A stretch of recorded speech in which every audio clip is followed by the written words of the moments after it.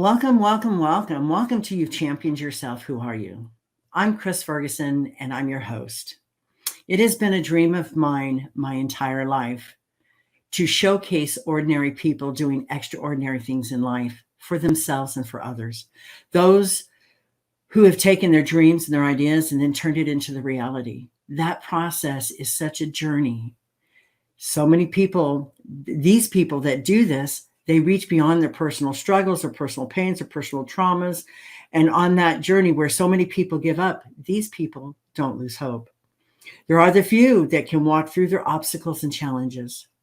They don't know where it's going to take them. They just know enough not to give up, to do the follow through in their personal life, their career, and in relationships. And this is what I call a champion in life. Today, I have an amazing woman here. Her name is Dr. Lulu Shimek. And I'm just going to be calling her Dr. Lulu, so everybody knows. Don't get twisted. But let's welcome Dr. Lulu to the podcast. Hi, thank you so much for having me. I'm so excited to be here today and talk about being a champion. Well, the thing is so many times we don't champion ourselves enough for the celebrations in our life. In the back. Yeah, exactly. Or just say, man, I did a great job. Mm-hmm. And if we did more of that, we wouldn't beat ourselves up so much. Right, exactly. So I'm so honored to have you. I'm so excited that you're here today because I was reading your backstory and I thought, oh my gosh, this is an amazing woman. And right now I'm empowering women. That's what I do since I've retired. Yeah. And so can we talk about your backstory? Sure. Where should I start? How did you get your degree? Mm-hmm. And then what got you on the journey to where you are now? Okay. That's a great. I will start there. So first it's Dr. Lulu Shimek.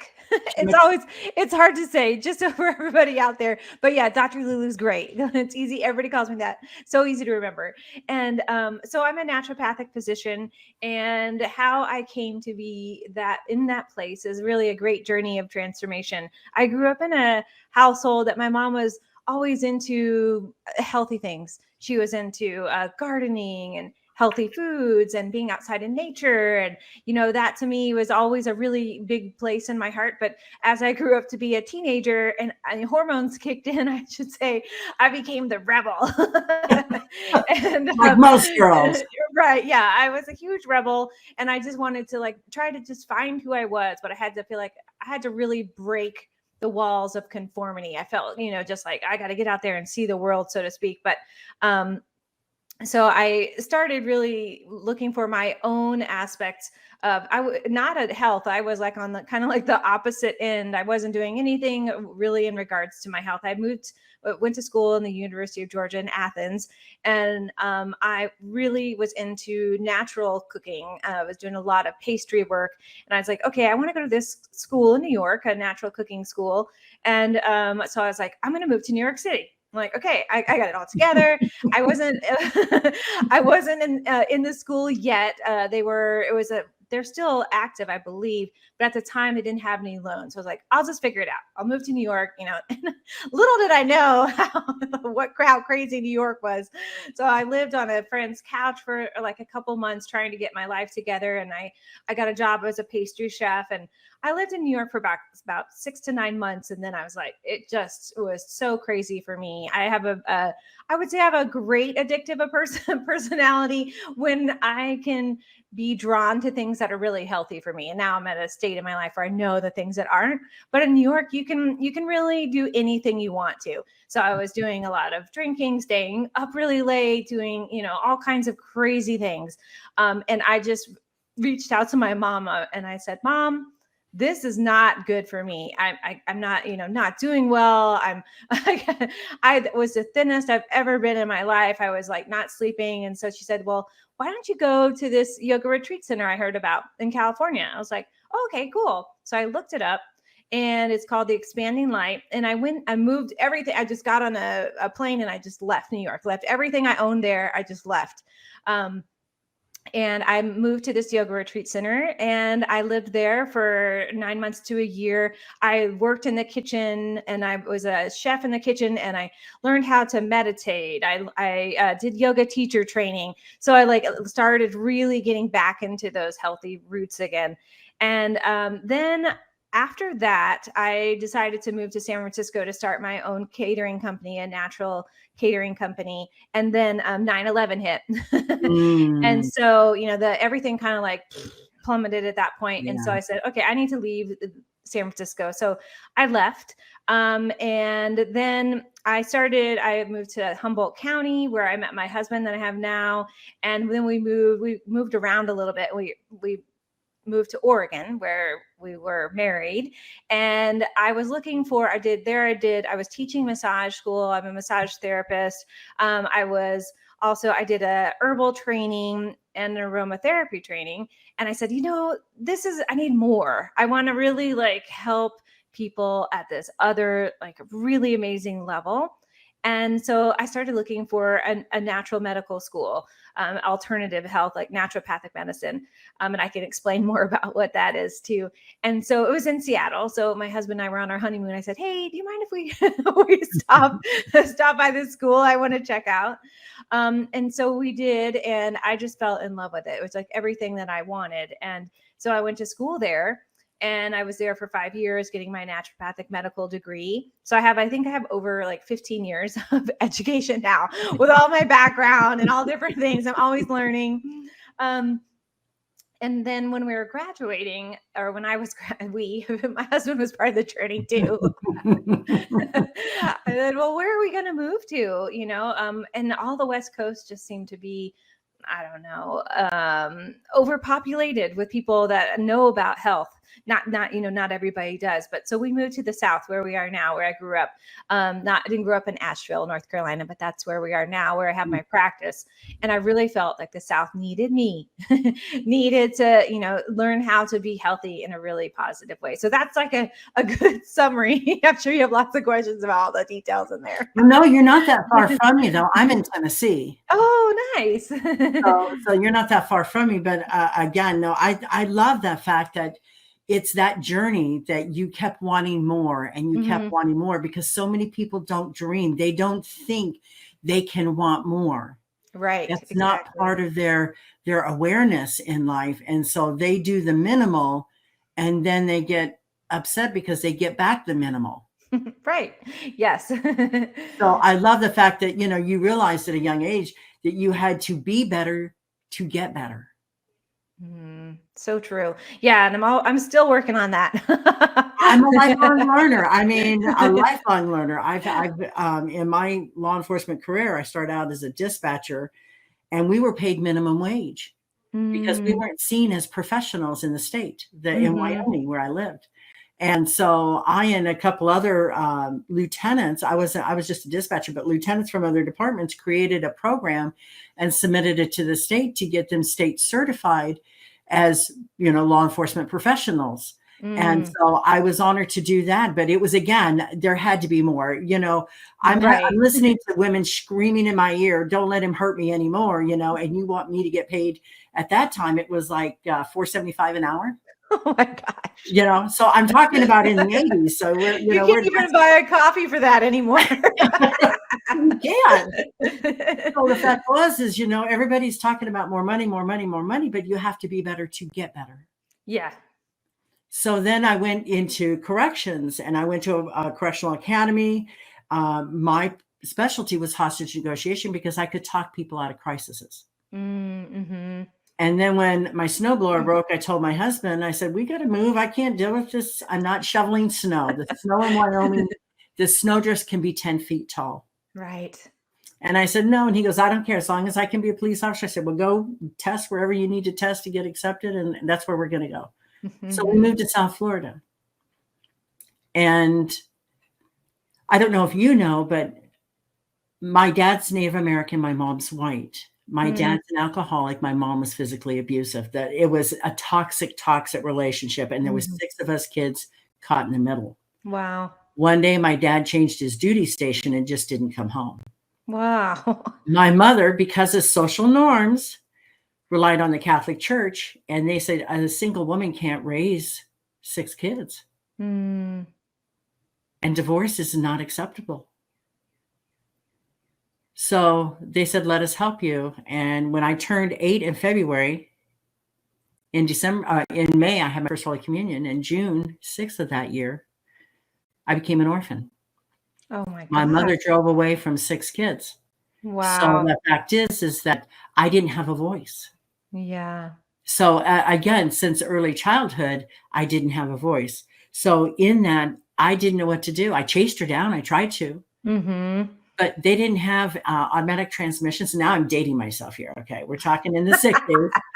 And they didn't have automatic transmissions. Everything was stick shift, and Mhm. so she accelerated the car as I'm chasing her down. I literally ran out of my shoes, and I'm chasing her down. She shifts it in a higher gear, looks up in the rearview mirror, and looks me in the eye. So at that moment in time, I heard a voice come to me and say, "I'm going to be with you all of your life. I'm here. Mhm. You're okay. You're going to be okay." There was nobody there, but it was that Right. voice. Yeah. So that voice, no, I didn't. And so in that, I love the fact that in your self transformation, how did it go from your? I'll tell you a little bit more about me, but how did your self transformation roll into your spiritual journey? Yeah, that's a great one. Yeah, I think when I moved from well, when I was a young child, you were talking about yourself, and I remember we lived in California and up in the mountains, and this is in the late 70s. Again, I'm dating myself. Most people don't think I'm in my 50s, but I take really good care of myself. Hence that's why I'm a natural doctor.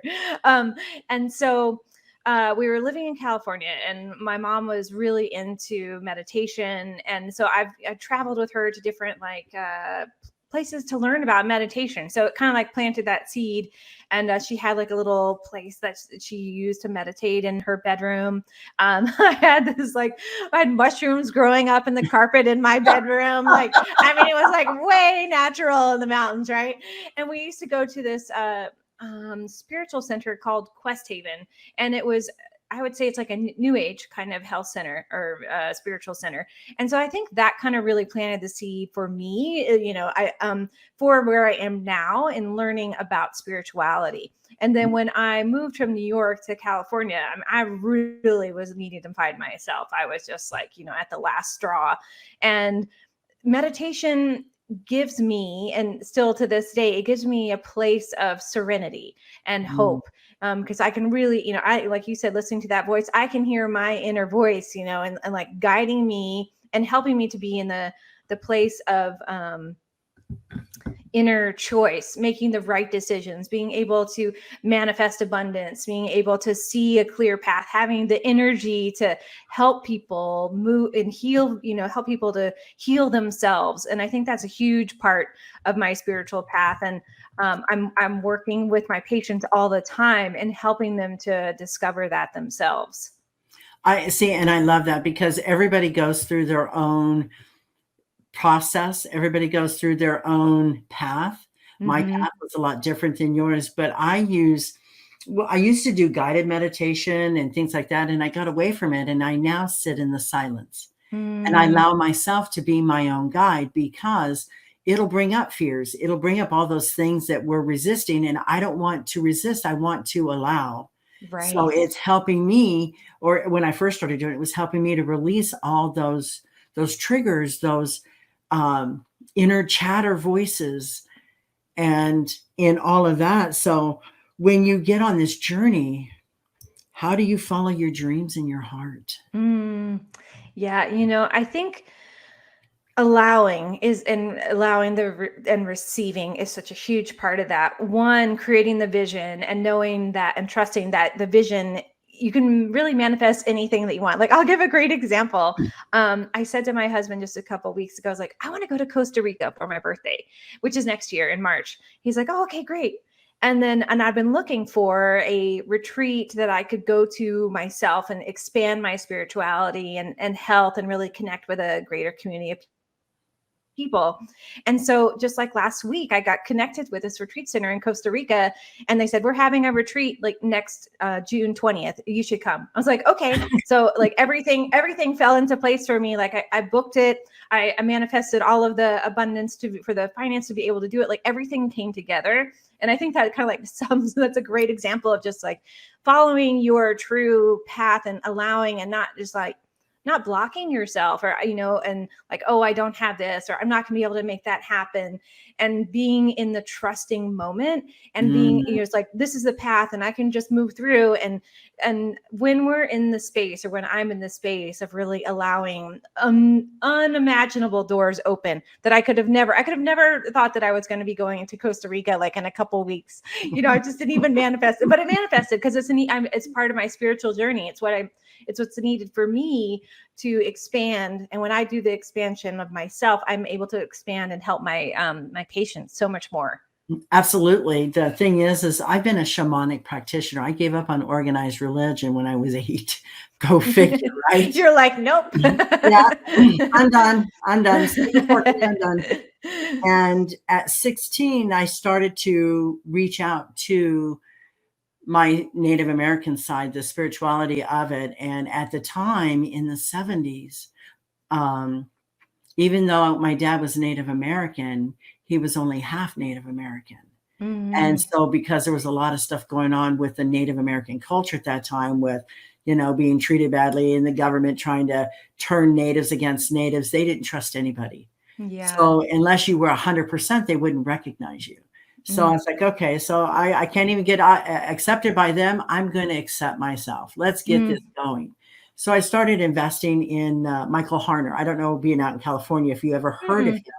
He's now passed, but he's one of the first individuals that introduced the shamanic practitioner of going down to South America and doing the ayahuasca ceremony, and bringing it back and telling about it and writing books. And so I followed him for years. And then it was, there was several other people that it was what my path took me to, is what came into my awareness. So was I manifesting that? Absolutely. Was I meeting the people I needed to know? Was I getting in touch with myself? Absolutely. So I agree with you. We were in Maui. I'm on a spiritual journey, actually. But I'll tell you about that. One of my places I had to go was Maui, because it's half a heartbeat of the earth. Yeah, I used to live there. Really? Yeah, well, anyway, for 9 months. We went there. My daughter actually went on the journey with us, and I took my drum and I drummed out at the 7 sacred pools at the Not Hakalika, what is that called? Park. Right. Mm-hmm. And, we did the Hannah Road. We did the entire island in 5 days. That's how much we were out there. Wow, that's a lot. I'm just telling you. But we took a whale watching tour. And before we ever left land, I was talking to the naturalist. And I said, wouldn't it be nice if a whale swam close enough to the boat to have that experience? And she goes, it would be nice, but it hasn't happened in a long time. They're pretty used to us. They're not, the whales are not afraid of us, but we just haven't had that encounter in a couple of years. I said, oh, okay. Wouldn't it be nice? And she said, yeah, I would. So we departed from the shore. We're on this catamaran. We're out there. And an hour and a half later, a man on the opposite side of the boat of me says, what's that light blue thing in the water right over there, right over the other side of the boat? What is that? And she looked and she goes, well, that's a humpback whale and her calf. And the light blue is the underside of her fin. And she spun around and she goes, you manifested that. I said, absolutely. What an amazing, amazing experience. Yeah. So the fact is you can manifest anything. Right. I mean, yes, it would have been an amazing experience for me, but it was an amazing experience for everyone. Mm-hmm. So true. Yeah, I love that. And it's true. That's what, especially when we're talking about the health perspective, I'm working with patients in this chronic disease state and a lot of mental health, right? Anxiety, depression. I work with the veteran community. And, sometimes we block our own selves, right? Mm-hmm. I'm not discounting anyone's health situation, but at the same time, we block our ability to let go of something that's holding us back. from our true self. And sometimes we need the tools and the support, right, to help us move forward, but we can manifest anything in our health. It's just a state of being. It's in the moment in time. This is where we are. And we're always a step ahead of that. And so it's just about manifesting that. Like, okay, what do I want to manifest in my health today, tomorrow, the next day? I absolutely agree. I love the way that you put it. But how do you help your clients move beyond that addiction behavior or that Yeah. addiction pattern? Yeah, I think that's a really great one. And especially like I was mentioning, so I'm the plant medicine director at the Veterans Healing Farm where I work. One of my one of my many hats, and I work with that community. One, it's a dear place to my heart. I'm not a veteran, but I did grow up on or I was born on a base, and my stepfather is a veteran. And that specific community needs a lot of help when it comes to addiction because they've had a lot of trauma, I've and seen a lot of stuff, man. a That lot of nobody can stuff. discount what they've experienced. Yeah. And, sometimes I take a step back and I'm like, wow, can I even relate, to someone that's been, seen people killed someone, been raped, but, all these things that happen. And and so when I know that that's the community I'm working with, I know there's going to be addiction in all different forms. So addiction can be from anywhere ranging from alcoholism to opioids to porn to coffee. I mean, there's so many different things that we become addicted to, right? So Mm-hmm. when working with addiction, first we have to identify what the addiction is, and that's a big one because a lot of times we can't recognize that it is an addiction. And so Mm-hmm. that's number one. And sometimes we're aware of that. People tell us, right? Yeah, yeah. Yeah. That's In usually what subtle ways. happens. Yeah, in subtle Yeah. ways. Yeah. So one is recognizing that addiction and then recognizing what the pattern is when you're called to that addiction. Let's say, for instance, alcohol is your addiction. What is that pattern? Are you trying to suppress a particular emotion? Depression, anxiety, those are usually the ones that I see. And so then working really back to that root cause of what is stemming from that, right? Like what is driving you to that addiction? Like for me, I would say coffee is probably a big one. You Yeah. know, Yeah. I don't have, I try to, I limit myself to like 1 cup a day, but that's or two, right? Yeah. Depending, but that's my driver because it like I feel like it helps me to give me energy and helps me get some things done. So I know that that's related to my addiction. So when we're talking about that anxiety, depression, let's talk about the depression piece because that's really huge, and especially in Mental Health Awareness Month, right, where we are now, or in general, right, mental health is so huge. And when we're in a depressed state, one, alcohol depresses us more, right?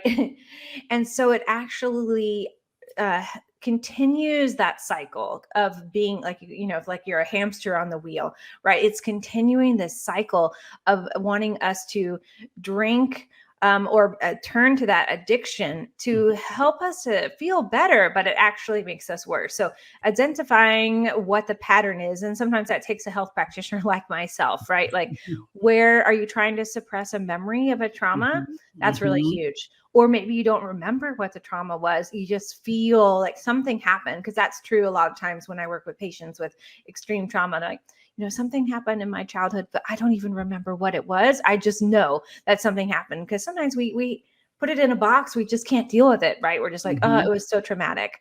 Yeah. And so identifying it and then having natural ways to help yourself feel better, right? And whether that's a support with energy or herbs to help with the depression. There's lots of different mindset, affirmations, food. Of course, doing functional medicine testing, where I would actually see, is there something else going on I need to be aware with, like in the brain or with other specific systems in the body.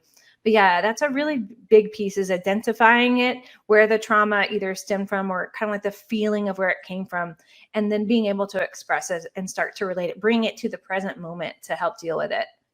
And I find a lot of people, well, addiction is really, really hard because, again, it is admitting and owning it that I have this problem. Exactly. That's a huge And piece. it is a huge piece, because a lot of times most people want to numb their brains so that they don't have to remember or feel the pain. Mm-hmm. And then again, like you said, they suppress it. And I love the way that you put that, Doc, because it just amplifies because it covers up the core issue. Mm-hmm. And so that I just love that. I wish we spoke more about addictions in this country. Mm-hmm. Oh yeah, it's so needed, and especially with the stigma behind addiction, right? It's like, oh, you're addicted to this. Well, Yeah. how did you do that to yourself? How did you do that to your Right. family? How did you Right. create that? It's like, instead of judgment, if we can help them from the loving place, be the support they need, right? Mhm. And that, I think, is a huge shift. One, being able to be open, talk about it, respect the person, being, helping them with all the different tools that we have so many on the planet, right, to help people, and giving them the resources, and that's a shift. And I think we are changing. It's becoming It's better. slow, but we're getting there. We're better Right. because at least now we're seeing mental health conversations in commercials saying it's okay to reach out to get help. Right. Instead of, there's that guy in the gym and he's weightlifting, and all of a sudden he lets his bar lay on his lap, and the guy's going, "Oh my God, do you need help? Do you need help?" He goes, "No, you don't know my family." It's like, and that's the truth, because it is the shame, the guilt, the blame that we put on ourselves Mm-hmm. that amplifies it. So Right. I love this talk. But you have a new book out, don't you? I do have a book out. It's right here. What is it There. called? It's Well, not showing. Come bring it more there we to. go. There There you we go. go. There you go. Detox, Nourish, and Activate. I love it. Plant Yeah. and vibrational medicine for energy, mood, and love. Yes. And you're right where I want to talk, because I have become holistic in my life. I had cancer at 22. Oh, wow. And I had to have a partial hysterectomy because they did an epidural when I was in labor. It didn't work. They did an episiotomy. I kept telling them, "I'm feeling everything you're doing. I'm feeling it." And the doctors are going, "Oh, no, it's just nerves. It's just nerves. It's just You're like, nerves." no. And I kept telling them that. So when they unstrapped my legs after my delivery, I lift my legs up. I said, "Do you believe me now?" Yeah. And all of a sudden, of course, my husband at the time, my first husband, was in the military. So I'm in a military hospital. So they freak. Yeah. So I laid on the same sheet I delivered on for 6 hours because they were concerned about where the epidural had gone. Mm-hmm. And what runs rampant in military and in all hospitals? Staph. Right. And I got a staph infection in my uterus. Oh, how awful. Yeah. And 2 years later, it turned into cancer because staph likes wet, moist spots. And so guess Right. what? Yeah. That's what happens. However, in that, it was like it hit my beliefs. It hit all the things in my life that I hadn't detoxed in my life. And it was the stuff that I was suppressing. And it was just like, I didn't realize that I was a walking stick of dynamite, because all the junk that happened in my life, I'm pressing it down and I'm trying not to react. I was bullied unmercifully. So I'm pressing it down. And it just erupts. And so Right. I love the fact that on this, as far as detoxing and the holistic medicine to do it, because we have created, by having Big Pharma use opioids to treat humankind, when the earth provides us all the most natural medicines you can have. Mm-hmm. So true. Cure you of any ailment there is on earth. Mm-hmm. So can we talk about your herbal medicine and how much I love it? Yes.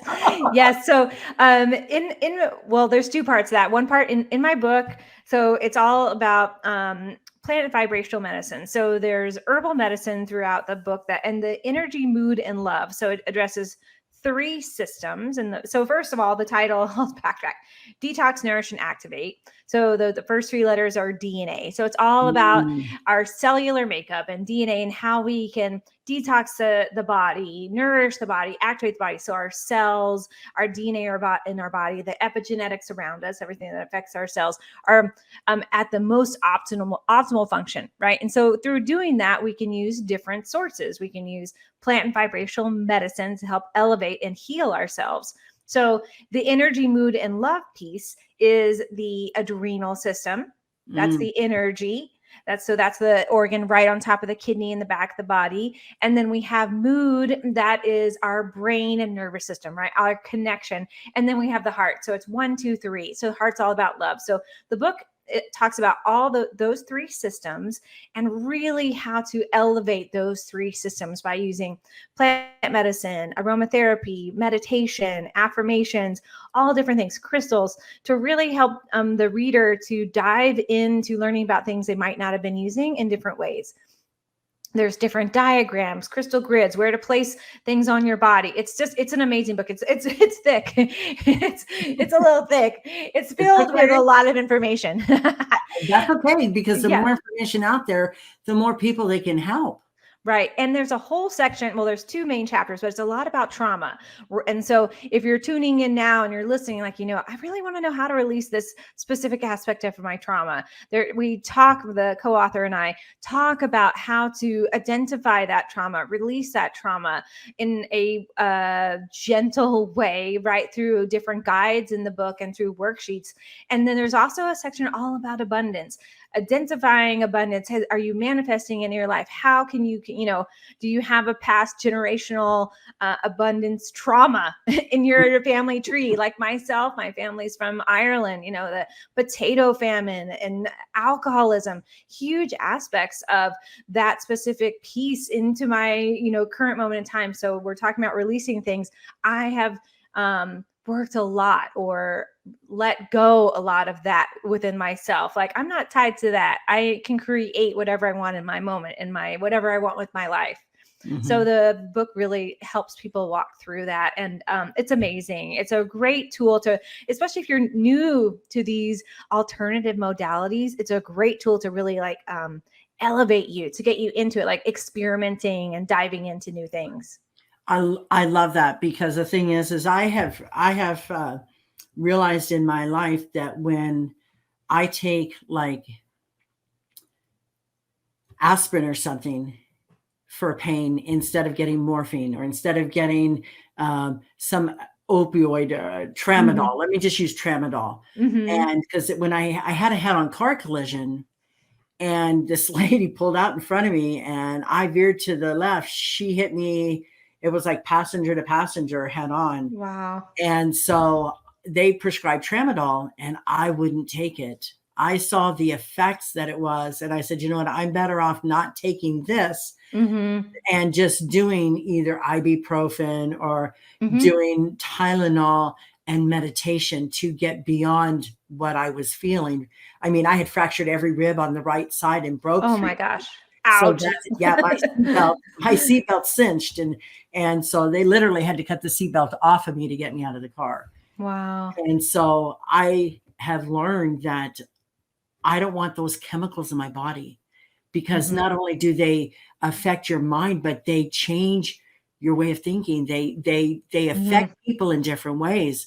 So I love the fact that this book is, and please email me the link and I'll put it on the announcement when this podcast comes out, because this is what life is all about, is coming back to you healthy, safe, secure, and trusting.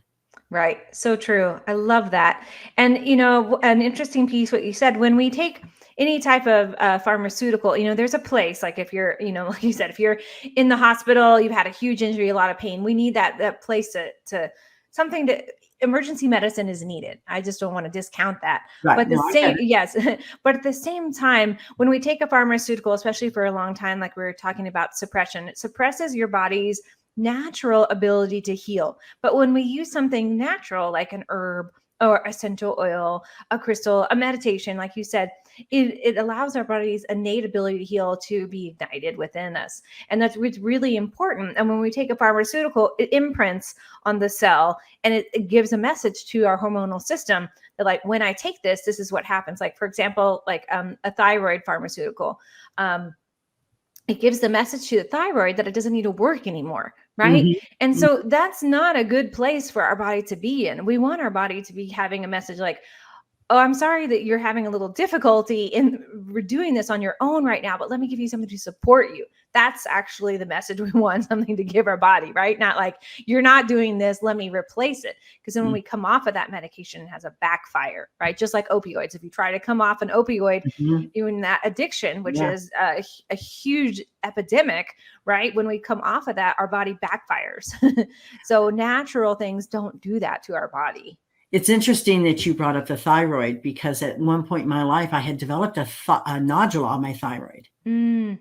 And the doctor was like, okay, it's a 0.05. We'll just watch it. Come back in 6 months. So in 6 months, it got to 1.0. It says, well, when it hits 2.0, we'll take that nodule out. And I'm like, what? There's nothing else I can do. There's nothing I can take. There's nothing I can do to help myself. He goes, not really. And so I then said, okay, intuition comes in. Right. My gut system says, okay, there's got to be something. So I started Googling supplements that you could take that would help promote thyroid. And I found milk thistle. And milk thistle is amazing. They use it now in cancer patients to help the body accept the treatments of the chemicals, because the body rejects it because it's man-made and it's not natural. Right. And so I did, and I went back to him a year later, and he says, "What happened to your nodule?" And my body healed itself. Well, I didn't say that, because I really wanted to say some other things to him. And I said, you should really expand your understanding of medicine. And I know you're restricted. A lot of doctors are restricted. Let's just be fair. They're restricted about how and what they can practice. Right. Yeah. I think it's from the allopathic or MD perspective, their toolbox is very limited in their training. They're not trained on, which is fine, but they're not trained on herbal medicine. So they just have to, a blanket have to say, you can't take it when you're taking the pharmaceutical, because they don't know if it's going to be contraindicated, which I appreciate that, because there are herbs and pharmaceuticals that are contraindicated. I'm trained in that. And then also from nutrition, supplements, nutraceuticals, they're not trained. So they just have to say, I don't know if there's anything I can do for you. And that's when you're like, oh, you want to seek out someone like myself who's really trained and knows, great, your thyroid's not functioning well. Let's help your thyroid with some great supplements like selenium, things your thyroid needs. And, we can look at diet, we can look at exercise, we can look at hydrotherapy. I mean, there's so many things we can do for the body. And, I think that the typical medical model is failing. It's extremely failing, which I'm happy, because we're waking up and realizing that model is a disease model, and we're not a culture that wants to function in a disease model anymore. Right. And so they're either going to have to change, or more practitioners and doctors like myself are going to move forward. Right. And I think that's probably what will happen. I think they should embrace. Because the thing is that by me taking milk thistle, it fixed my thyroid, so I don't have a nodule anymore. They sent me for a new scan on it, and he even said it was on the left side when it was actually on the right side, or vice versa. He said it was on the right side, which actually was on the left side, and the doctor couldn't even remember and didn't even bother to look at his notes. So I thought, wow, how crazy could this have gotten? Right. And I'm not a fan of surgeries. I'm just not a fan of surgeries, because I believe in my journey, I use frequencies to help people heal. And in that, these healing moments, when they trust and believe, it is quantum physics, because it's that placebo effect. Science actually explains spirituality, or hides spirituality, in the placebo effect. Right. So true. I love that. Yeah, it's true. So it's you didn't realize how excited I was that you were coming here. And when I said I am honored and excited for you to be here, it was like, Dr. Lulu, I wasn't lying. I was being real, raw, and rare. That's awesome. Yeah. What I love about what I do too is it takes science, because I'm trained in 100% of the science and physiology of the body, and nature. It brings them together as one, which is, our body is a system system, I can't think of the word. It's system based, right? So we have different systems in the body. We have the endocrine system, we have the urinary system. All those systems function together, but they need help functioning well, right? So I need to know the science part. I need to know how a cell works, and how it's going to, what the liver cells are, how they're going to accept milk thistle, how they can help the transformation, all that part. It makes me the lovely science geek that I am. And then when I take the nature part, the herbalism, all the other aspects, it's like a perfect marriage. It's a harmony, and that's a harmonic medicine, like you said, that vibrational piece. So so I just absolutely love this conversation. I could talk to you for hours. Because the thing is there's so many things. Like, I had PTSD as a child. Mm-hmm. And when I reached out to a psychiatrist, because my story is so unusual, mm-hmm. he wanted me as a case study. He didn't care about me as a patient. And I said, you know what? You're like, no, thanks. Have a nice day, doctor. I don't right. Yeah, I don't want to be your guinea pig. You need to sign this document. I said, I'm a minor. I can't sign diddly squat, Yeah, no, thank you. and then when I thought, okay, you just want to use me to push your agenda. Mm-hmm, mm-hmm. And so that's when it was like, okay, now I've got to start taking care of myself physically, mentally, emotionally, right, and spiritually. Yeah. And that's why I went to the shamanic practitioner side of life. Yeah. And so I love the fact that you're homeopathic. I love the fact that you believe in natural medicine. Mm-hmm. And I love the fact, what I didn't tell you is my mother and father were both in the military. Mm-hmm. They met at Fort Dix, New Jersey. Oh, wow. And so that's how they met. They got married. And when she got pregnant back in the 50s, the military says, we're not prepared for women to be pregnant in the military. Right. Yeah. We're like, what's going to happen now? You're going to have a baby? So society norm says, we'll give you a dishonorable discharge. You can become independent and your children will be covered. And that was their solution for women in the military that got pregnant. And as ludicrous as that is, right, it's crazy. It is. But in that, many people don't realize that society norms has a lot to do with holistic medicine and how it's been suppressed for centuries. Right. Yeah. So true. So I just, again, talk about being of the light. I'm anticipating this conversation. Yes. I think a great place to start with that is the place of light in general, of vibration, right? And so if we think about the sun is just a ray of energy, a ray of vibration. And we experience that when we just go outside and sit on our deck and soak in that sun and that radiation. And so our bodies are a being of that. We're energy, we're photons, and water. We're electricity and water. So we're beings of light. And as a being of light on this planet, I've always known my mission is to, one, experience that myself, to know what that means for myself. And that's really about, for me, shining the light inside me as bright as I can to help other people to shine their light and know that the joy within them, right? And help them to find that joy. And when we're brighter, we help other people to be brighter. And that, for me, that being of light is really a journey to discover how I can shine brighter, how I can find more happiness, find more joy beyond my path to be on, or beyond beyond that path, to really walk in the footsteps of just happiness, really. And I think I kind of expressed that in my story of like moving from New York to California. I was like, this is not me. That was a part of my journey. And I realized I was a little bit of trauma for sure during that time period. But it was an experience that I needed to help elevate me to find myself deeper. And I think that's a big part of being a being of light.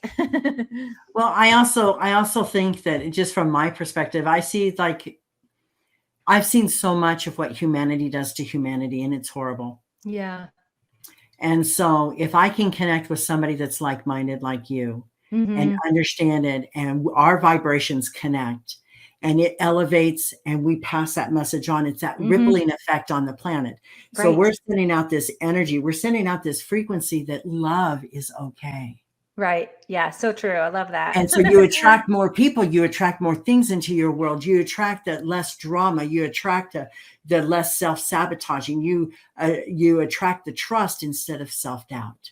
Yes. Yeah. We've been in that place on the planet for too long. Right. Yes. And I think that Yes. that's the thing. Other two, people are waking up. They're realizing, one, that that the pandemic was traumatic, but also had good side effects. And that's one of them, is that people were given the ability to wake up and realize they weren't happy with their life. Now, if they lost a loved one, of course, that's traumatic, and then Mhm. lost their job or had financial changes, but it allowed them to see that they weren't happy in their life. Like myself, another bit of my quote unquote trauma, not trauma, but just a Right. transformation, because all Right. trauma is transformation. But Sure. I had a large clinic of 18 people pre-COVID, and as soon as COVID hit, every one of my practitioners except for 4 dropped immediately off the, like, they're like, no, I can't do this. And I was like, well, what am I going to do? I had this huge clinic, I need to pay for all of these things. And I said, that's it. I'm going to close it. And so I closed it, and I've never been happier, because I can be more true to what I want to do and help patients. And I have much more freedom and flexibility. I'm working in my home office, seeing patients all over the world. I have more time to work at the farm. And, I created that. Of course, I created my own experience, but I didn't think that was going to be the crux. Well, the thing is most people, they poo-poo astrology, and I'm not to say that I'm fluent in astrology, but I know enough. Mm-hmm. And it's not about the astrology science, it's of the planets. Right. Yeah, And the exactly. alignment of the Mm-hmm. planets and the frequencies that they put out. Mm-hmm. And we have been in the Piscean age, which was about power, control, and greed, for Right. centuries. Yeah. Too And long. in December, all of COVID, in my mind, happened because of, one, it was man-made, but two, they thought they were going to teach people a lesson. And what happened is, the lesson that they taught humanity was, we don't trust you. And now we know you're trying to harm us. We're going to look for other avenues to go. And then that's when it exploded and backfired, Mm-hmm. because they dismissed natural immunization. Your ability of your natural immunization in your body is so much stronger than any vaccine you could get. Mm-hmm. And the fact is I lived through the time of polio. Mm-hmm. My mom And did too. She was one of the first ones that was vaccinated. so the thing was, but they told us, as the vaccination, this is not going to stop you from getting it. Right. They always It's going say to stop that. it from killing you. Right. Yeah. So there was no covering it up. There was no misinformation. There was no, one person tell one story, one person tell another story. There wasn't any of that. Right. It was It black was and just white. very extremely out there, rare. I call it rare, real, and raw. Right. And so the thing is, and then when I literally saw John F. Kennedy get killed on TV. Wow. I saw Martin Luther King get killed on TV. Mm-hmm.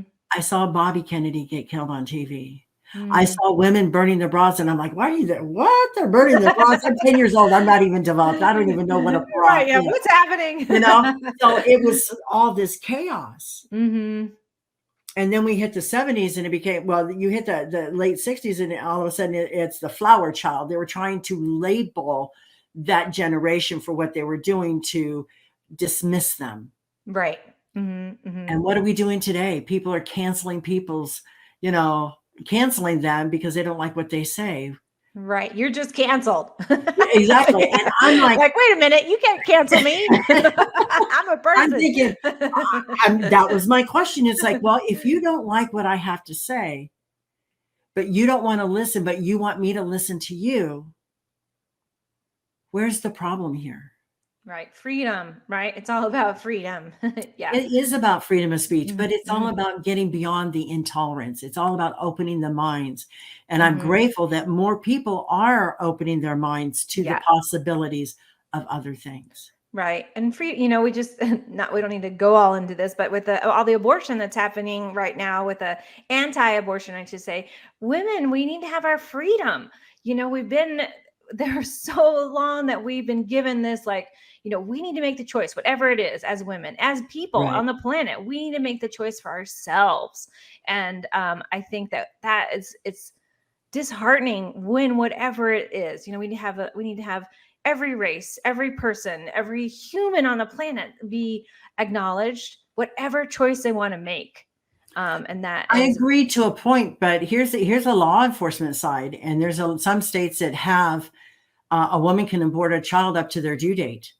yeah, Okay. Now I don't agree with that, because if, right. let's say, you get shot, that person that shoots you gets charged with 2 homicides Oh my gosh, I didn't know that. Wow. because they've killed a baby Right. and they've killed the mother.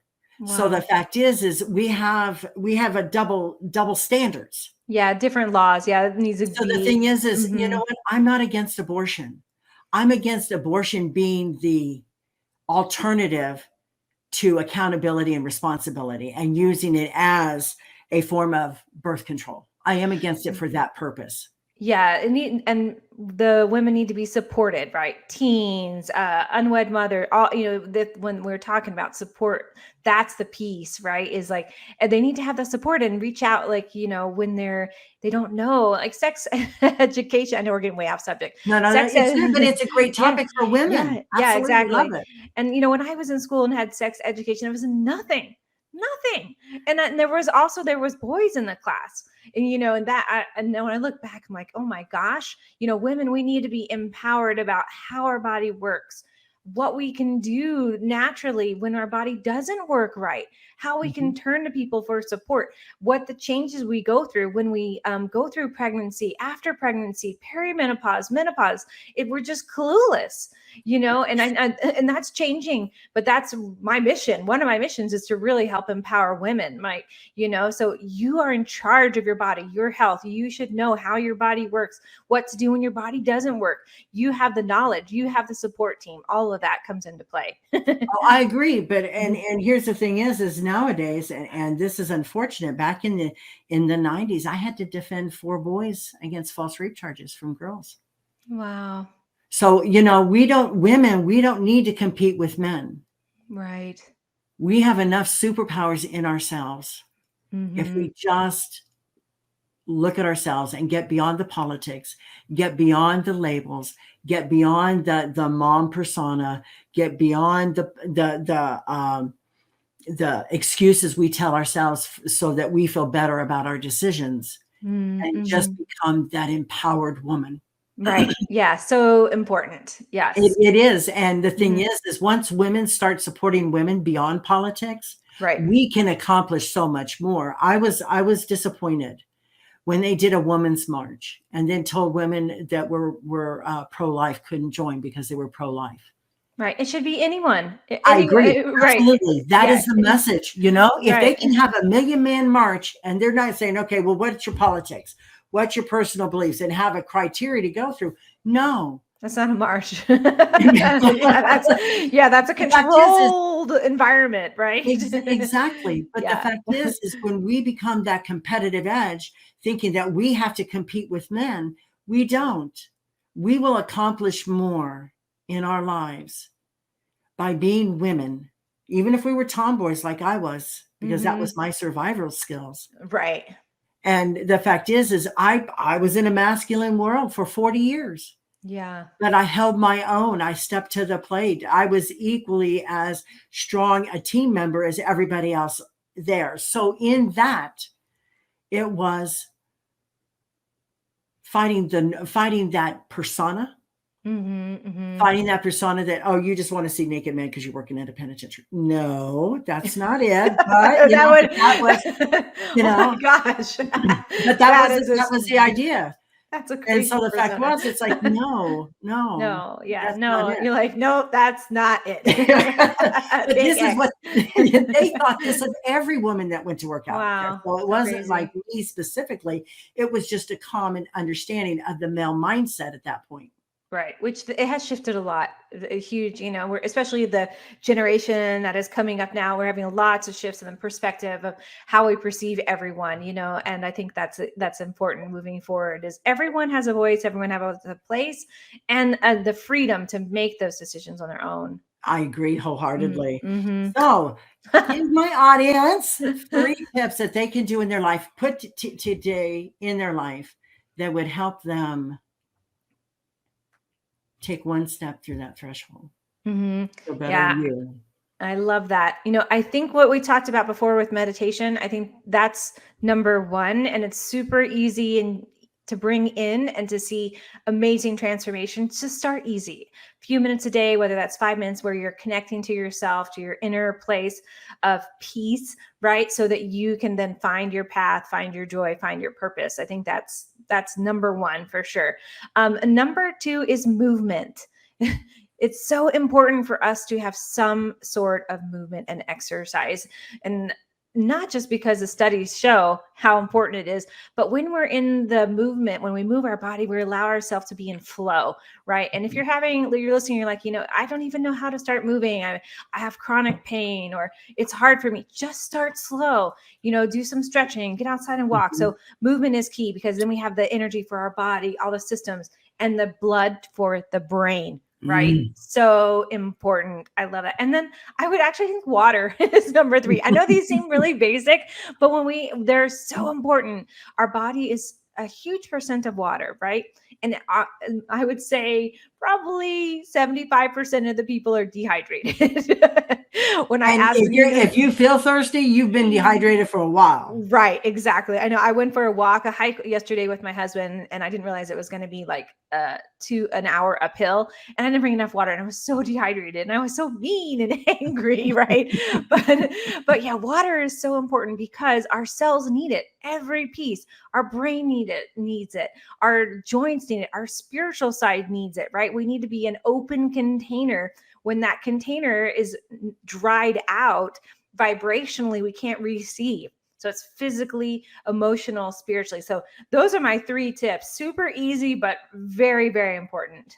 I love it. I love it. And see, the thing is it doesn't have to be complicated. No, it doesn't. We're simple. Yeah. And when I would say if I was going to have a fourth one, it's all about eating good food, reducing inflammatory foods, because our bodies are in the state of stress, especially we have a lot of cortisol and inflammation. So remove gluten. Sugar is huge. Reduce your sugar intake, reduce your dairy intake, the things that are causing inflammation, so your body can actually function. I love that. But also, see, I was using fresh fruit as a form of a snack. Mm-hmm. But when you look at it, it's a lot of sugar. Right. Yeah, a lot of sugar and fruit. Yeah, choose healthy sugar choices, right? And balance them out. You want to have at least 8 to 10 servings of fruit and vegetables per day, not per week, per day. and so take a look at that. But yeah, fruits can cause a sugar imbalance if you're on that diabetic edge, right? Mm-hmm. So it's you can have an insulin spike. So it's really important that you're being aware of that and look at those high sugar fruits like bananas, pineapples, things like that, and not necessarily remove them, but limit them and have more of those other fruits. Exactly. Doc, it is that time to sit back, to relax, close your eyes, and take a deep breath in. And I want you to connect to your inner 5-year-old child. And what would she say of you today about how far you've come? Just amazing. I think it would be, follow your heart, follow your dream. You're on the right path. I can't believe how far you've come. I think, and every day give yourself a pat on the back and look to acknowledge what you've done.